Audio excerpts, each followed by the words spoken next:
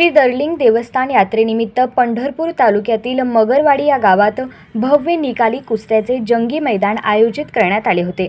या निकाली कुस्ती स्पर्धेसाठी उद्योजक व मोहोळ मतदारसंघाचे भावी उमेदवार राजाभाऊ खरे यांच्याकडून 3 लाख रुपयांचा प्रथम पारितोषिक उपमहाराष्ट्र केसरी पैलवान महेंद्र गायकवाड व महाराष्ट्र केसरी पैलवान बाला रफी शेख यांच्या लढतीसाठी देण्यात आली होती। यावेळी राजू खरे यांचे कुस्ती मैदानात आगमन होताच जंगी स्वागत करत कुस्ती मैदानाचे आयोजक महान भारत केसरी पैलवान योगेश बोंबाळे यांच्या हस्ते सत्कार करण्यात आला। यावेळी 2024च्या महाराष्ट्र केसरी ठरलेले सिकंदर शेखसह अन्य नामांकित पैलवानांची उपस्थिती लाभली गेली। यावेळी मोहोळ मतदारसंघातील कुस्तीच्या क्षेत्रातील प्रत्येक कुस्ती मैदानात राजू खरे यांच्या दातृत्व किंवा दाता हा एकच शब्द अनेकांच्या कानी पडत आहेत। म्हणूनच कर्तृत्व, नेतृत्व व दातृत्व असा त्रिवेणी संगम असलेले नेतृत्व म्हणजे राजाभाऊ खरे यांच्याकडे पाहिलं जात आहे। यावेळी प्रथम क्रमांकाच्या बक्षीससाठी पैलवान महेंद्र गायकवाड व पैलवान बाला रफी शेख यांची कुस्ती उद्योजक राजू खरे यांच्या हस्ते कुस्तीला सुरुवात झाली आणि काही क्षणातच बाला रफी शेख यांना महेंद्र गायकवाड यांनी अस्मान दाखवत चितफट केले। पैलवान महेंद्र गायकवाड यांना राजाभाऊ खरे यांच्याकडून चांदीची गदा सुपूर्द करण्यात आली। यावेळी गोपाळपूर ग्रामपंचायतीचे सरपंच अरुण बनसोडे, नेपत गावचे सरपंच पांडुरंग परकाळे, आंबेगावचे माजी सरपंच प्रकाश माळी, बेगमपूर सरपंच प्रकाश सपाटे, संजय मस्के, राजेश चंदनशिवे सर, पांडुरंग ताता डोंगरे, समाधान बाबर, उमाकांत करंडे, सोनू शिंदे आदी कार्यकर्ते उपस्थित होते।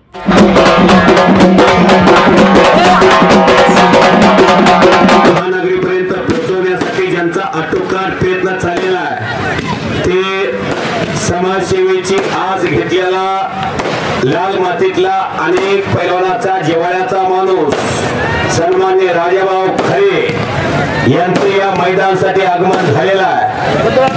त्यांचं हे कुस्ती मैदान, ही कुस्ती कमिटी स्वागत करते।